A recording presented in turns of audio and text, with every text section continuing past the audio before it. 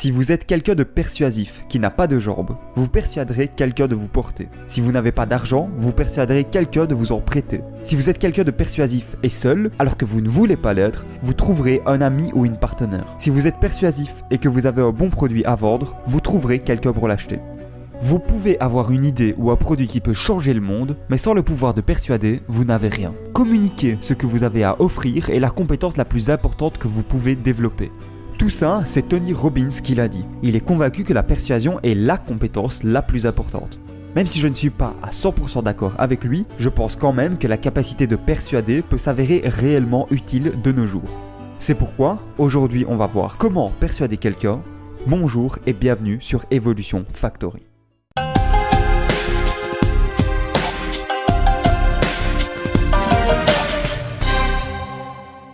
Commençons par définir persuasion. Le dictionnaire Larousse nous dit que la persuasion, c'est amener quelqu'un à être convaincu de quelque chose, à croire quelque chose.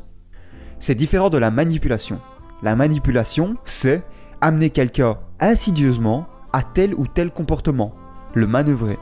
Les deux passent principalement par la discussion. Mais, dans le cas de la persuasion, les intentions sont le plus souvent claires, alors que dans la manipulation, elles sont souvent cachées. L'ouvrage roi dans le domaine de la persuasion est La rhétorique de Aristote. Aristote y présente 3 registres de persuasion. Selon lui, on peut être persuadé par le caractère moral de la personne, c'est l'éthos, par les émotions qu'elle nous procure, c'est le pathos, ou par son raisonnement, c'est le logos. Intéressons-nous de plus près à ces 3 registres de persuasion.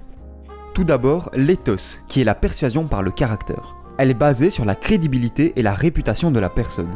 Plus une personne est ou a l'air d'être honnête, intelligente, capable, digne de respect, etc., plus on sera facilement persuadé par cette personne, car on lui fera plus facilement confiance. Comment peut-on utiliser ce moyen de persuasion ? Le moyen évident de persuader par l'éthos est d'incarner réellement ses valeurs, ce qui pour certaines peut prendre plusieurs années en fonction de votre poids de départ.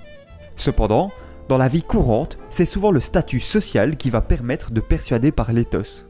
Ces 2 méthodes sont très bien, mais il faut déjà être un minimum accompli, avoir fait des choses dans sa vie pour pouvoir les utiliser. Si vous incarnez déjà ces valeurs ou que vous avez déjà un statut social imposant, c'est parfait. Mais si ce n'est pas le cas, ce sont 2 aspects de votre vie que vous avez tout intérêt à développer. Si vous décidez d'être honnête, actif et en EPI, c'est-à-dire s'améliorer dans tous les domaines de votre vie, pendant un assez long moment, vous allez vous construire ces accomplissements au fil du temps. Cependant, il est possible d'exploiter ce moyen de persuasion même si vous n'êtes pas encore accompli. Pour ce faire, vous pouvez créer un statut situationnel. C'est-à-dire que maintenant, dans cette pièce, vous avez un haut statut, même si ce n'est pas le cas dans votre vie courante. Pour vous créer ce statut situationnel, faites preuve d'assurance, de courage et d'audace. Ce sont des caractéristiques des personnes à haut statut qui sont possibles à développer pour chacun d'entre nous. En montrant que vous possédez ce genre de caractéristiques, vous augmentez automatiquement votre statut perçu. Ensuite, il y a le pathos, la persuasion par les émotions. Vous voyez ces pubs de l'ange pour bébé où on voit un bébé trop mignon jouer avec sa maman. On est en plein dans le pathos. On joue avec vos émotions pour vous persuader d'acheter ces langes. En effet, en fonction de notre état émotionnel, on est plus ou moins enclin à adopter une nouvelle idée. Pour utiliser ce registre de persuasion, le storytelling est un outil très puissant. Racontez une histoire chargée émotionnellement, avec passion. Faites référence aux croyances et aux valeurs de l'interlocuteur, et vous le persuaderez beaucoup plus facilement. Choisir soigneusement vos mots est aussi un outil puissant. La langue française est fantastique à ce niveau-là. Elle est riche et permet des approches diversifiées d'un même thème. Les mots ont du pouvoir, donc vous avez tout intérêt à utiliser un vocabulaire spécifique, imagé et connoté pour servir votre propos. L'idéal est même de combiner le storytelling et le pouvoir des mots. Par exemple, je suis beaucoup plus à même de vous convaincre de ne pas conduire en étant sous si je vous dis « Un proche m'a été tragiquement arraché lors d'un terrible accident. Conduire sous, c'est du suicide. » Plutôt que si je vous disais « Il y a des gens qui meurent en prenant la voiture en étant ivre. Conduire sous est vraiment dangereux. » Dernièrement, il y a le logos, la persuasion par la logique. Cette approche fait appel au côté rationnel de la personne. Le logos, c'est utiliser le raisonnement, la logique, des preuves, bref, du concret pour parvenir à persuader quelqu'un. On a tendance à être facilement convaincu par une logique forte, qui est simple à suivre. Pour l'utiliser, vous devez vous baser sur des preuves. Ces preuves peuvent prendre la forme de faits concrets, de chiffres ou de sciences par exemple. Elles doivent aussi être organisées par une logique implacable. En logique, quand on met en avant une série d'affirmations, appelées prémices, desquelles on va tirer une conclusion, on appelle ça une déduction. Ce genre de logique est particulièrement simple à suivre et donc est très persuasive.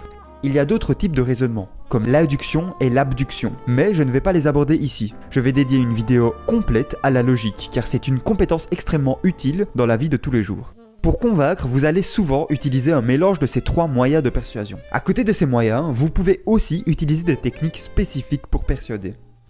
Une des plus efficaces est de penser win-win. Si vous devez persuader quelqu'un, trouvez un moyen pour que vous soyez tous les deux gagnants au final. Par exemple, si vous voulez convaincre un ami de vous aider à déménager, à la place de lui dire que ça vous ferait vraiment plaisir et que vous avez besoin de lui, dites-lui plutôt que ça sera amusant de se moquer de tous les trucs inutiles que vous avez pu acheter et que vous en profiterez pour discuter autour d'une bonne pizza par la suite. Une autre technique est de créer des incitants. Des incitants économiques, pas forcément de l'argent, cela peut aussi être un échange de services. Des incitants sociaux, on est forcément plus enclin à accepter quelque chose qui améliorera notre réputation. Ou des incitants moraux, qui vont dans le sens des valeurs de la personne.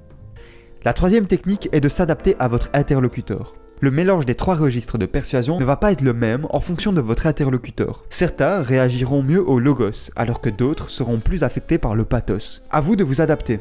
La 4e technique est de profiter de l'effet miroir. Le professeur Jeremy Bailenson et son collègue le docteur Nick Yee de l'université de Stanford ont démontré que refléter les attitudes corporelles d'une personne augmentait notre influence sur cette dernière. Obama est un excellent exemple de mise en pratique de cet effet. On le voit souvent refléter l'attitude corporelle des gens avec qui il parle.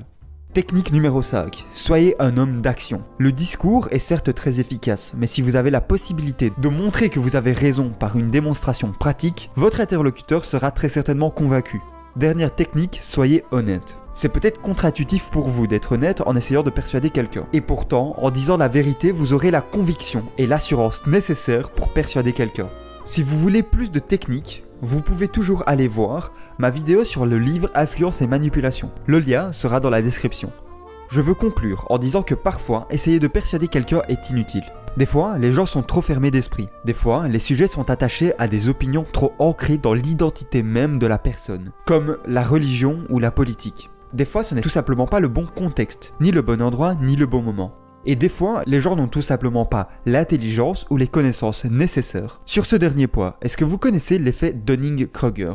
Cet effet dit en très résumé que les personnes ayant très peu de connaissances dans un domaine sont à 100% sûres de ce qu'elles disent sur ce domaine, alors que les gens qui s'y connaissent un peu plus ont des doutes. Pour plus d'infos sur cet effet, je vous recommande cette excellente vidéo de la chaîne TED-Ed. Le lien sera en description. C'est pour ça que les gens les plus confiants que vous connaissez sont sûrement des gens stupides. C'est peine perdue d'essayer de convaincre ce genre de personnes. Comme le dit très bien Mark Twain, ne débattez jamais avec les personnes stupides. Ils vous font tomber à leur niveau et vous battent avec l'expérience. Dans tous ces cas-là, la solution est simple. Laissez tomber. Vous avez maintenant toutes les clés nécessaires pour arriver à persuader quelqu'un. J'espère sincèrement que cette vidéo vous a plu. Si c'est le cas, n'hésitez pas à laisser un pouce bleu. Vous avez peut-être remarqué que récemment, j'ai créé une liste de lecture sur mon site, donc n'hésitez pas à aller la voir si vous voulez savoir quel livre je recommande. Comme d'habitude, si mon contenu vous intéresse, abonnez-vous. Sur ce, merci d'avoir regardé et salut à tous.